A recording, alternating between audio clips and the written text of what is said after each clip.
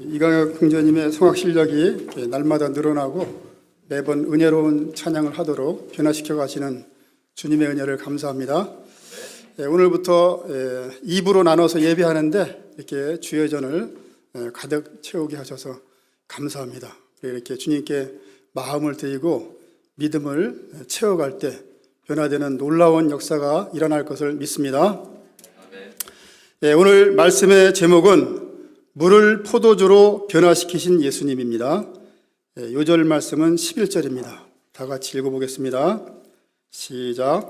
예수께서 이 초표적을 갈릴리 가나에서 행하여 그의 영광을 나타내시매 제자들이 그를 믿으니라. 이 시대는 4차 산업혁명으로 직업세계에 혁명적인 변화가 일어나고 있습니다. 과거에 유망하던 직업들이 어느 날 갑자기 사라지고 듣지도 못했던 직업들이 새롭게 생겨나고 있습니다. 이런 급변하는 시대에 살아남기 위해서는 기존의 관행에서 과감하게 탈피하고 새 시대에 맞는 새 옷으로 갈아입어야 합니다. 이 시대가 우리에게 변화를 요구하듯이 영적인 세계에서도 변화가 필요합니다. 죄에서 구원으로, 사탄의 종에서 하나님의 종으로 변화되어야 합니다. 육신적인 삶에서 거룩한 삶으로, 영원한 심판에서 영생으로의 변화가 필요합니다. 이러한 변화는 영적이고 본질적인 변화로서 사람의 의지와 노력으로는 되지 않습니다. 오직 변화의 능력자 되신 예수님만이 사람을 근본적으로 변화시킬 수 있으십니다. 이 시간 말씀을 통하여 예수님을 인격적으로 만나고 새 사람으로 변화되어 참된 기쁨과 행복을 누리는 신앙생활 하기를 기도합니다. 제1장 변화의 능력자 예수님 1절에서 11절입니다. 예수님이 빌립과 나다나엘을 제자로 부르신 날로부터 사흘째 되던 날에 갈릴리 가나의 결혼식에 초대를 받아 참석하셨습니다. 당시 유대에서는 일주일 동안 결혼 축하연이 열렸는데 이 기간에는 모든 슬픈 행사가 금지되고 금식과 같은 종교적인 의무도 면제되었습니다. 혼주는 결혼식을 성대하게 치르기 위해 최고 요리사들이 만든 영양 만점의 음식들과 오랫동안 숙성시킨 고급 포도주를 넉넉하게 갖추었습니다. 저녁 프로그램으로는 경성 오케스트라와 귀호강의 끝판왕, 팬텀 싱어들의 무대를 준비했습니다. 마지막 날 밤에는 결혼 축하연의 대미를 장식한 불꽃 축제를 넣었습니다. 신랑 신부는 물론 결혼식에 참석한 사람들은 마음껏 먹고 마시며 춤을 추면서 기쁨을 만끽했습니다. 가고 싶지 않으세요? 아마 이런 결혼식이라면 만사를 제쳐두고 달려갈 것입니다. 결혼은 하나님이 인간의 행복을 위해 창설하신 제도로서 에덴 중에 에덴입니다. 예수님이 이런 결혼식에 참석하신 것은 인간의 행복과 기쁨에 동참하기 위함입니다. 첫째, 마리아의 기도와 믿음 3절에서 6절입니다. 3절을 보십시오. 사람들의 흥이 최고조에 달했을 때 포도주가 떨어지는 심각한 문제가 발생했습니다. 결혼 축하연에서 포도주는 사람들의 흥을 돋우고 즐거움을 넘치게 하는 필수품입니다. 랍비들은 포도주가 없으면 기쁨이 없다고 했습니다.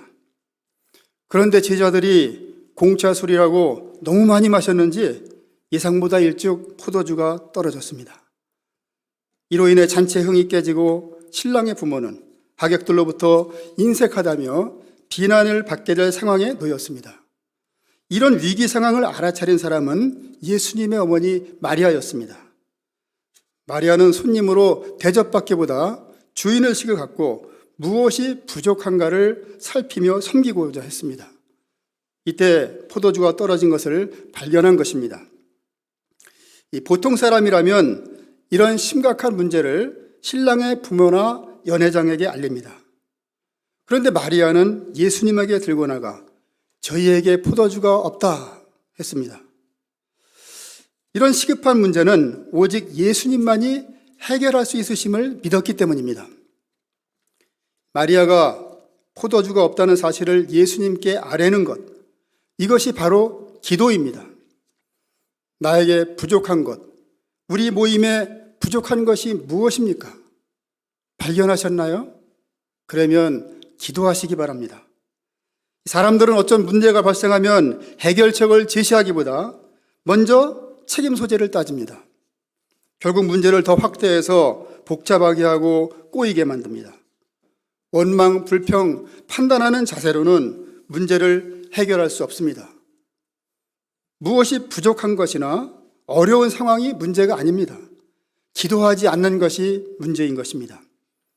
그러므로 어떤 문제가 있을 때 마리아와 같이 주님께 들고 나아가 은밀하게 기도해야 합니다. 기도할 때 주님이 일하시고 그때부터 대반전의 역사가 일어납니다. 다 함께 4절을 읽어보겠습니다. 시작.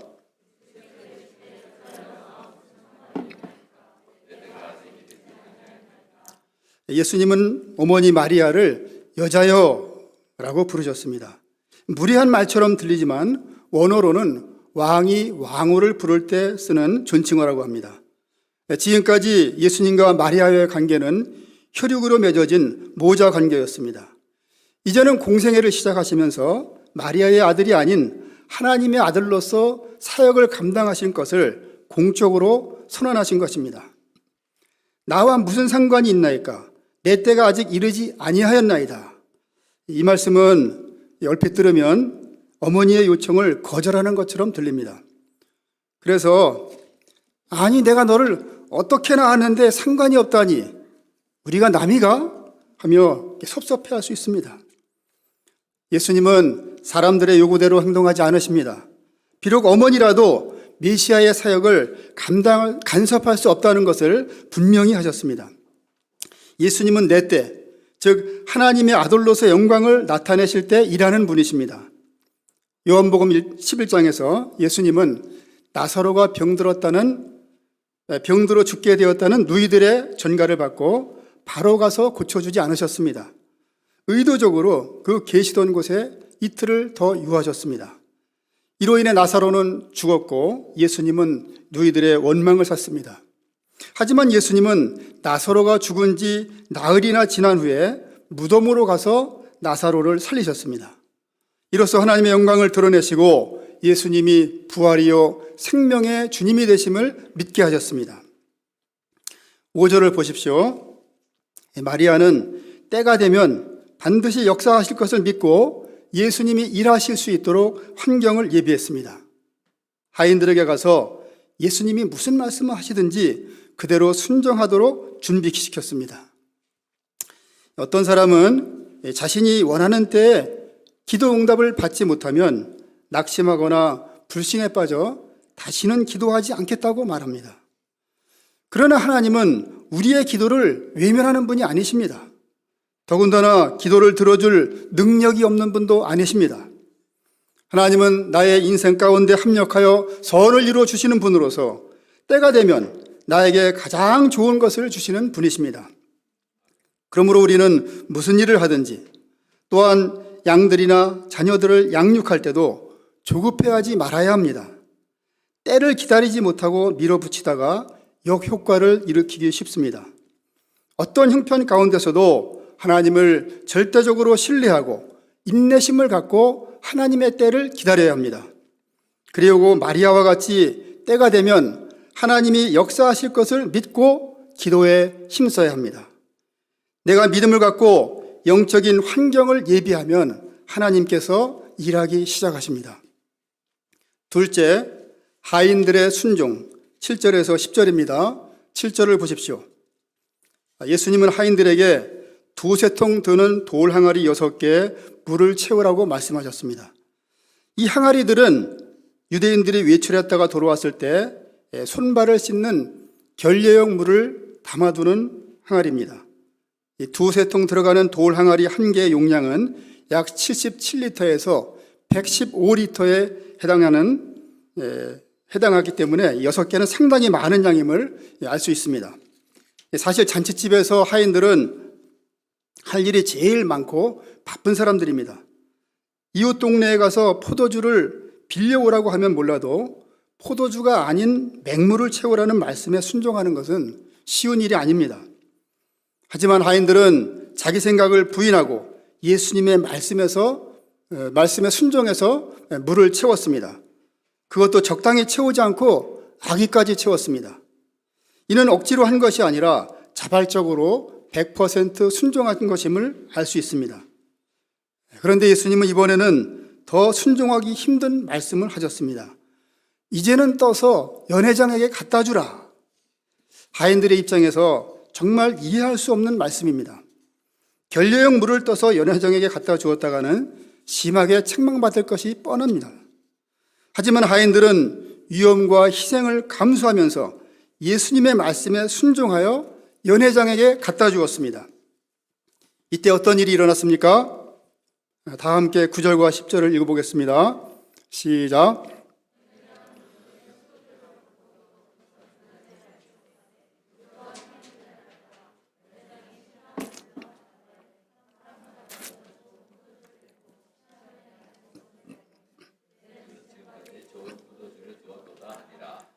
하인들이 예수님의 말씀에 순종했을 때 물이 포도주로 변화되는 놀라운 일이 일어났습니다.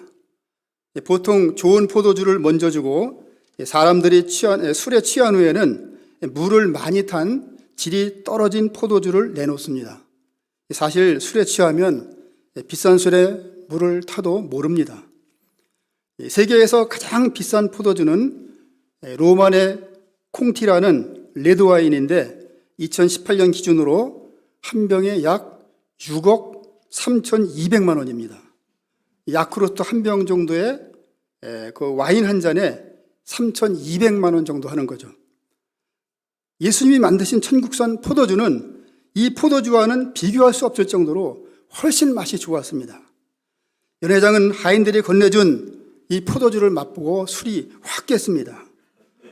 그윽한 향이 코를 맴돌고 깊고 부드러운 맛이 혀끝을 자극하면서 목을 타고 넘어갈 때 황홀감에 빠졌습니다.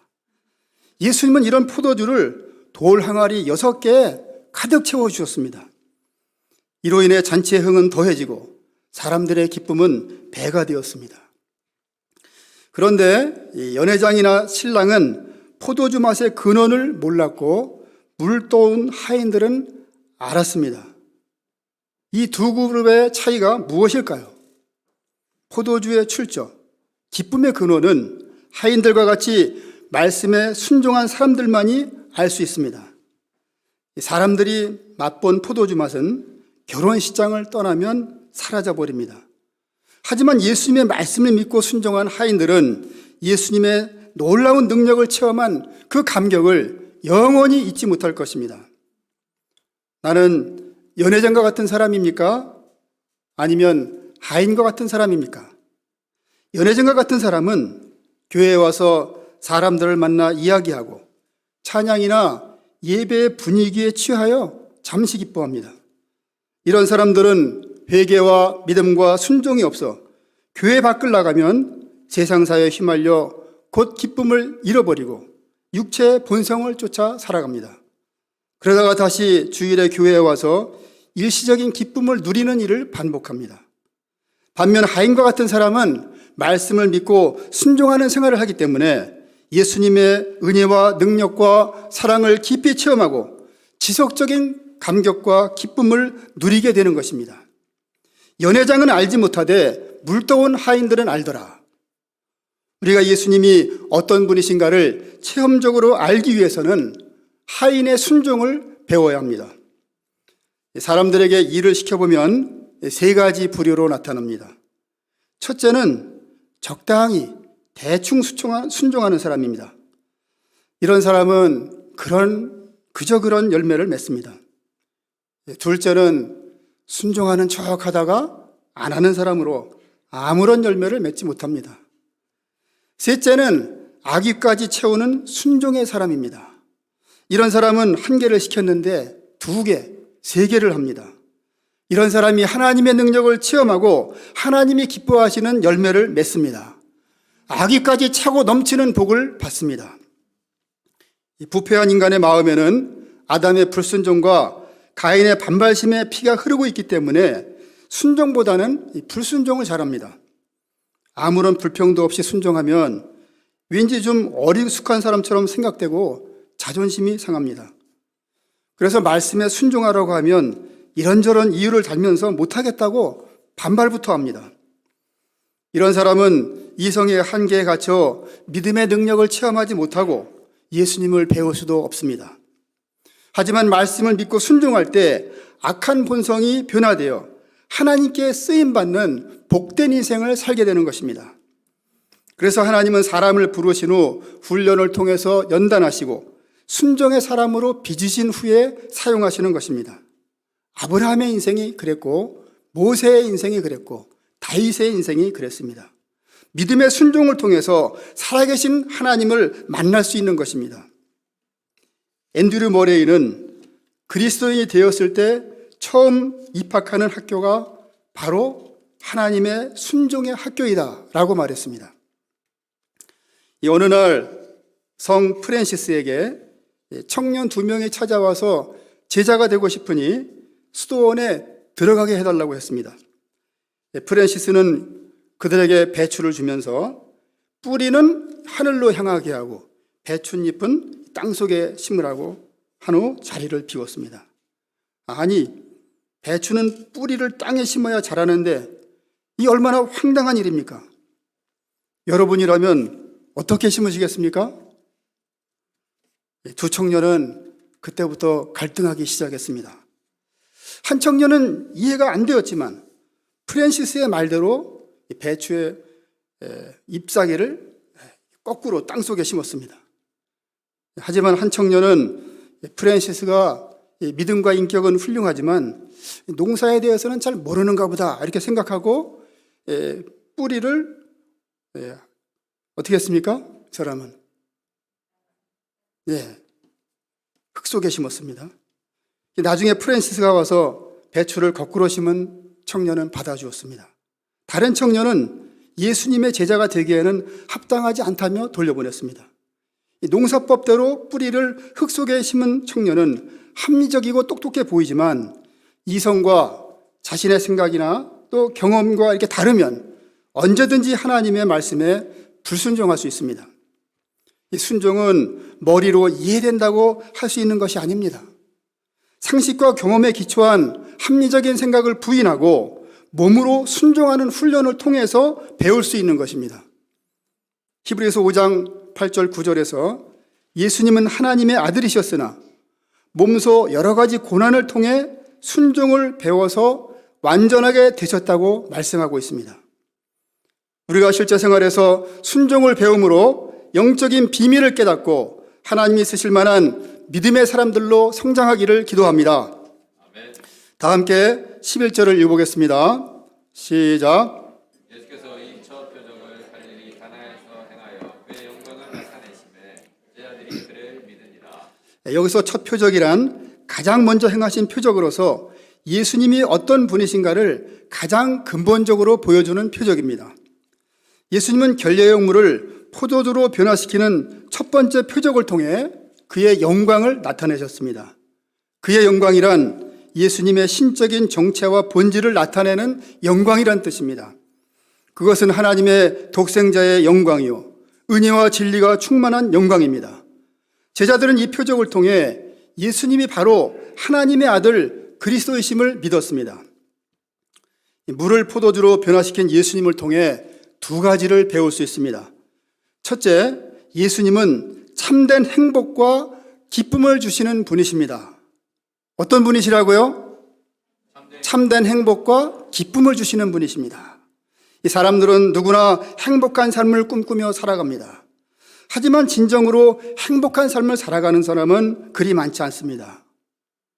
행복을 소유지향적으로 생각하기 때문입니다.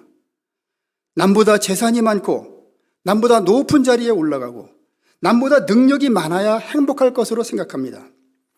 하지만 결혼잔치에서 포도주가 떨어진 것처럼 세상의 것들은 언젠가는 다 떨어져서 물거품처럼 사라져 버립니다. 소유로 행복을 채우려는 것은 밑 빠진 독에 물 붓기심입니다. 파스칼은 하나님이 인간을 만드실 때 영혼의 빈 곳을 주셨는데 그 공간은 세상의 모든 것으로 채우려 해도 채울 수 없고 오직 하나님이 들어가셔야만 채워질 수 있다고 했습니다. 인간은 영적인 존재이므로 소유만으로는 결코 참된 행복과 기쁨을 누릴 수 없다는 것입니다. 예수님은 이런 인생들에게 참 행복과 기쁨을 주시기 위해 오셨습니다. 예수님의 제자들과 불신자들을 구분짓는 차이점이 많이 있겠지만 외형적으로 나타나는 큰 차이는 기쁨이라고 할 수 있습니다. 참 빛이신 예수님, 부활이요 생명이신 예수님을 영접하면 나를 사로잡고 있던 죄와 사망 권세 등 어두움의 요소가 사라지고 위로부터 기쁨이 임하여 행복한 삶을 살게 되는 것입니다. 신앙생활은 금욕적이고 고리타분한 생활이 아니라 결혼처럼 기쁘고 행복한 생활입니다. 신랑 되신 예수님을 마음 중심에 모시고 살 때 강같은 평화가 흘러넘쳐 얼굴은 해같이 빛이 납니다. 영혼의 깊은 곳에서는 영생의 기쁨이 샘물처럼 끊임없이 콸콸 솟아나므로 입가에는 기쁨의 웃음이 가득하게 됩니다. 여러분들을 보니까 그 마스크를 썼는데도 빛이 나고 입가에 웃음이 쫙 넘쳐나는 것이 보입니다. 주님이 주시는 하늘의 기쁨과 평화를 누리며 살기 때문에 세상에 저급한 즐거움을 쫓아 살지 않게 됩니다. 사람들에게도 친절하고 상냥하게 대하여 신자로서 좋은 영향력을 끼치게 됩니다. 반면 신앙생활 하면서도 늘 얼굴이 어둡고 딱딱해서 부담스러운 사람들이 있습니다. 이 신앙생활이 초상집처럼 우울하고 어두워서는 안 됩니다. 잔치집과 같이 기쁨과 즐거움이 가득해야 합니다. 이때 양들이 몰려와 은혜를 받고 생명이 살아나는 역사가 일어날 것입니다. 우리가 예수님을 마음 중심에 모시고 예수님과 동행하는 삶을 삶으로 구원의 기쁨과 감격이 넘치는 신앙생활을 할 수 있기를 기도합니다. 둘째, 예수님은 변화의 능력자이십니다. 어떤 분이시라고요? 변화의 능력자이십니다. 물이 포도주로 변한 것은 물리적인 변화가 아니라 화학적인 변화로 물질의 구성 성분이 본질적으로 바뀐 것을 말합니다. 사람들은 결례용 물로 손발을 씻음으로 깨끗하게 되고자 했습니다. 하지만 돌 항아리의 물로는 아무리 많이 씻어도 그 내면은 씻을 수 없고 사람을 변화시킬 수도 없습니다.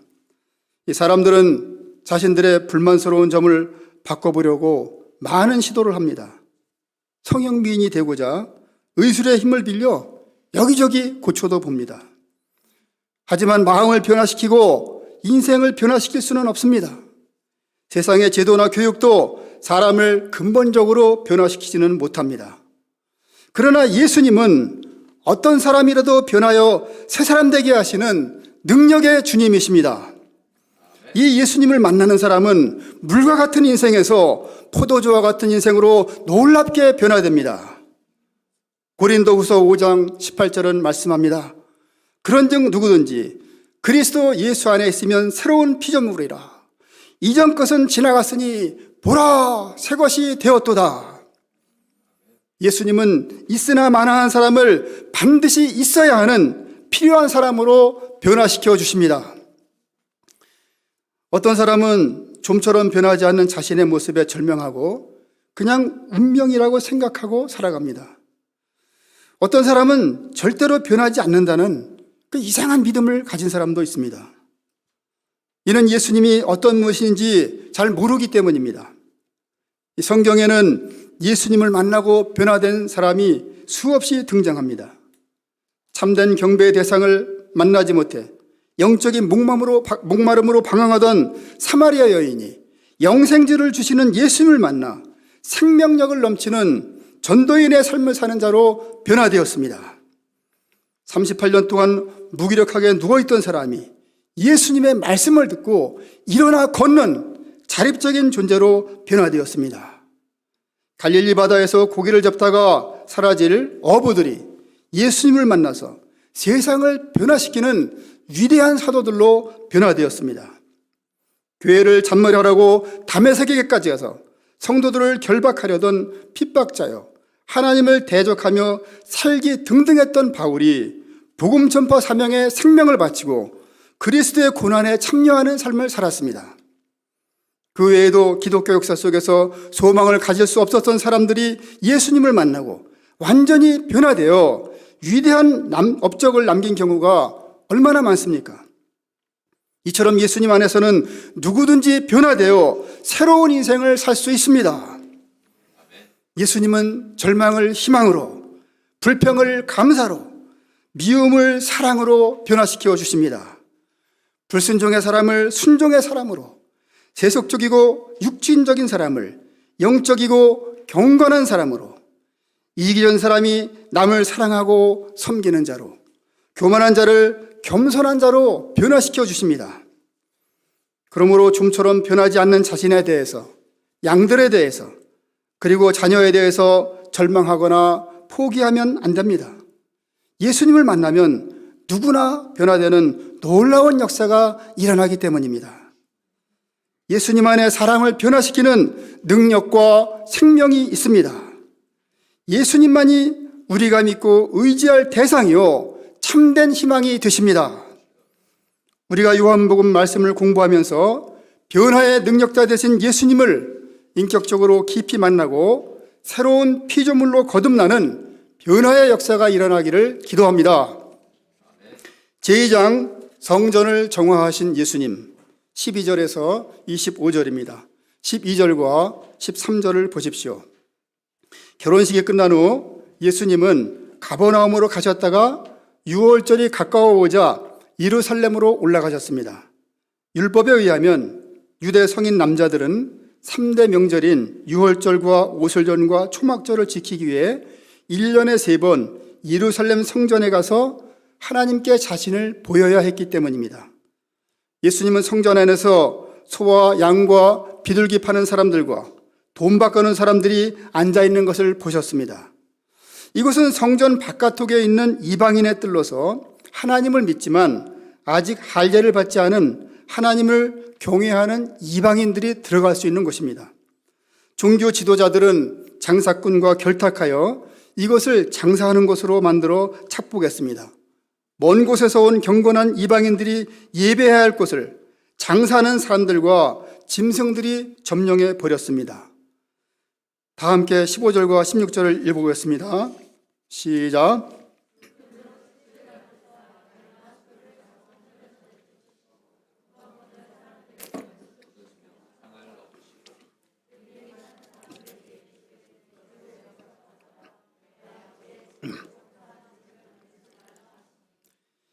결혼잔치에서의 예수님은 은혜가 충만한 분이셨는데 여기서는 진리가 충만하십니다. 성전은 만민이 기도하는 집입니다. 하나님을 예배하고 하나님을 섬기고 하나님을 만나는 곳입니다. 말씀이 선포되고 구원을 베푸는 곳, 하나님이 주인이 되시는 거룩한 곳입니다.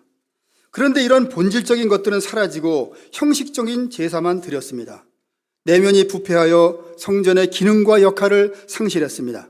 그래서 예수님은 성전을 성전답게 회복시키시고자 하는 열정으로 심히 분노하시고 성전을 정화하신 것입니다.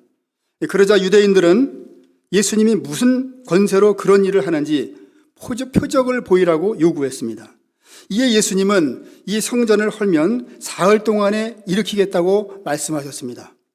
당시 헤롯 선정은 46년 동안이나 짓고 있었기 때문에 성전을 헐고 사흘 안에 짓는 것은 믿을 수 없었습니다.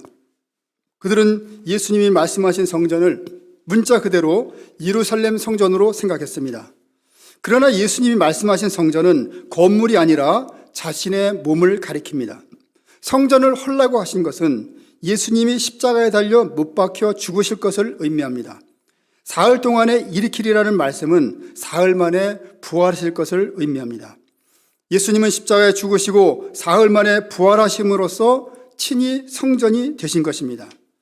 예수님은 자기 피로 영원하고 완전한 제사를 드리셨습니다. 이로써 죄인들이 하나님께 나아가 사죄의 은혜를 덧입을 수 있는 길을 열어주셨습니다. 십자가에 죽으시고 부활하신 예수님만이 우리의 유일한 중보자가 되시고 그리스도가 되십니다. 23절에서 25절을 보십시오. 예수님은 성전을 정화하신 후에도 예루살렘에 계시면서 여러 가지 표적을 행하셨습니다. 많은 사람들이 그 표적을 보고 예수님을 믿었습니다. 하지만 예수님은 표적을 보고 믿는 자들에게 자신을 맡기지 않으셨습니다. 사람의 마음은 거짓되고 심히 부패하여 언제 실족할지 모르기 때문입니다. 호산나를 외치며 예수님을 따르던 무리들이 예수님을 십자가에 못 박으라고 돌변한 것처럼 불리한 상황에 부닥치면 배신하게 됩니다. 제자들도 예수님을 다 버리고 도망갔습니다. 예수님은 사람의 생각과 마음을 감찰하는 분이시므로 예수님의 십자가와 부활을 믿는 믿음, 말씀에 기초한 믿음을 가져야 합니다. 저는 중고교 시절 죽음에 대한 공포와 심판에 대한 두려움으로 불면증에 시달린 적이 있었습니다. 하나님의 은혜로 대학에 들어가 나름대로 성실하게 살고자 애를 썼지만 인생의 의미와 목적을 몰라 내면은 어둡고 공허했습니다. 이런 상태에서 벗어나기 위해 술을 마시고 잔재미와 쾌락을 쫓아 살기도 했지만 기쁨과 평강이 없었습니다. 하나님은 이런 죄인을 불쌍히 여기사 제대 후 말씀 공부를 통해 예수님을 만나고 새로운 피조물로 변화된 인생을 살게 하셨습니다. 예수님을 영접하는 순간 그토록 좋아하던 술이 저절로 끊어지는 신비한 능력을 체험했습니다. 구원의 감격과 기쁨이 충만하니 세상 잔재미와 쾌락으로부터도 자연히 멀어지게 되었습니다. 마음의 평강이 임하니 누우면 바로 잠이 들어 숙면을 취하게 되었습니다. 말씀을 믿고 순종할 때 혈기와 감정으로 충만한 내면이 서서히 변화되어 성령의 열매를 맺어가게 되었습니다. 아기자기하고 소시민적인 삶을 살던 자가 주와 복음 역사에 헌신하는 삶을 살게 되었습니다. 자기밖에 모르던 자를 어디에서든지 남을 사랑하고 섬기는 자로 살게 하셨습니다. 사람들은 이런 저를 보고 혹시 장로님이세요? 혹시 목사님이세요? 하고 물어봤습니다. 이 좀처럼 변화되기 힘든 자를 오래 참으시고 변하여 새 사람 되게 하신 주님의 은혜와 사랑을 감사 찬송합니다. 제가 계속해서 마음의 성전을 정화하기 위해 기도하며 말씀에 순종하는 생활에 힘쓰기를 기도합니다. 돌 항아리와 같은 캠퍼스 지성인들의 심령에 말씀을 가득 채워 포도주와 같은 자들로 변화되는 역사에 쓰임받는 인생 살기를 기도합니다. 결론입니다. 예수님은 물을 포도주로 변하게 하는 첫 표적을 결혼식에서 행하심으로 그의 영광을 나타내셨습니다. 이 예수님은 은혜가 충만한 분으로서 우리에게 참된 행복과 기쁨을 주시는 분이십니다. 물과 같은 사람을 근본적으로 변화시켜 포도주와 같은 사람이 되게 하는 변화의 능력자가 되십니다. 또한 부패한 성전을 정화하시고 십자가와 부활로 참 성전이 되셨습니다. 이 예수님은 죄 문제를 해결해 주시고 성결한 삶을 살게 하시는 진리가 충만한 분이십니다. 우리가 기도와 믿음과 순종을 배워 예수님을 깊이 만남으로 죄악된 내면이 변화되어 성령의 열매를 맺고 행복과 기쁨이 넘치는 신앙생활을 할 수 있기를 기도합니다. 기도하고 마치겠습니다. 거룩하시고 온유로우신 하나님 아버지, 오늘 물을 포도주로 변화시킨 예수님 말씀을 주셔서 감사합니다. 저희들이 날마다 또 마리아의 기도와 믿음, 하인들의 순종을 배워서 죄악된 내면이 변화되어 주님이 거하시는 성전으로 변화되고 참 기쁨과 행복이 넘치는 신앙생활을 할 수 있도록 도와주시옵소서. 귀한 말씀 감사드리며 예수 그리스도 이름으로 기도합니다. 아멘.